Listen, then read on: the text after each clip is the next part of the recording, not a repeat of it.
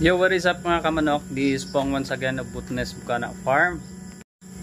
Right, so for today's vlog, so magkakandling tayo ng aming first batch ng or trial hatch natin ng D102 or yung tinatawag na Dominant Brown. Alright, so tara, let's go. Actually, bukas pa dapat ako maglilipat, kaya lang yan, so may naririnig tayo sumisiyap. Yan, may nakababa na, so isang black at isang brown.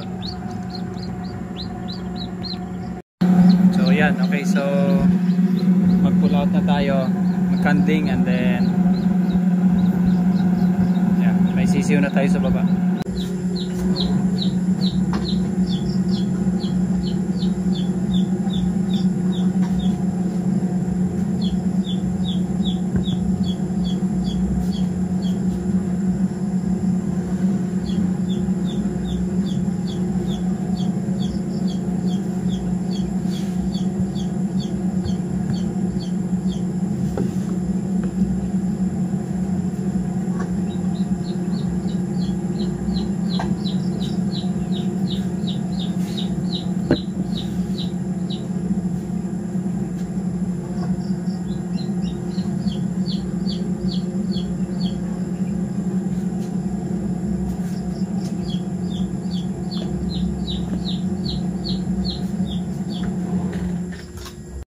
Okay, so ito yung ating first batch ng D102.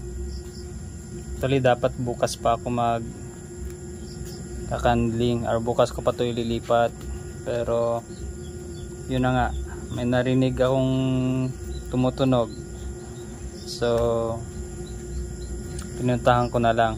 So ayan, kandling na lang tayo ngayon.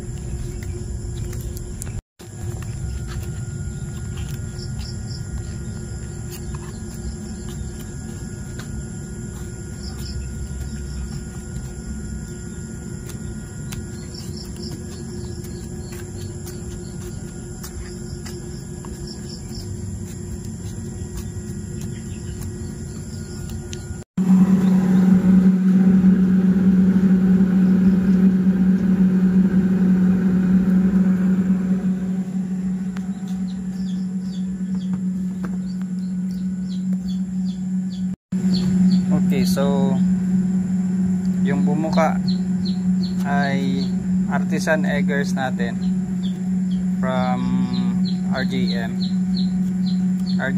Free Range Backyard. Alright, so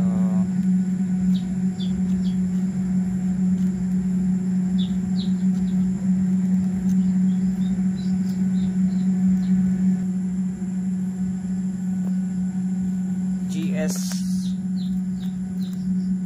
959. So yan, yung GS 959 saka 950, 450, I'm not sure. So dalawa sa kanila yung napisa na.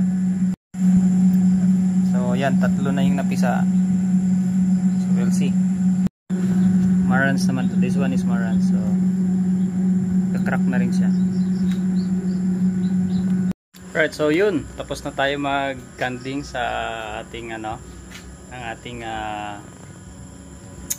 dito, ating test hatch ng D102 at saka some artisan eggers. So yun, may napisa tayong tatlo, but unfortunately namatay yung isa dahil sumabit siya dun sa rack nung tray sa gilid. Nahulog siya kasi, so sumabit siya nung kuwang kanina. Right, so yun, hanggang dito na lang guys, yung ating quick update sa ating handling ng ating first trial hatch ng ating D102. So this is Pong Butnes Bugana Farm. Thank you so much for watching.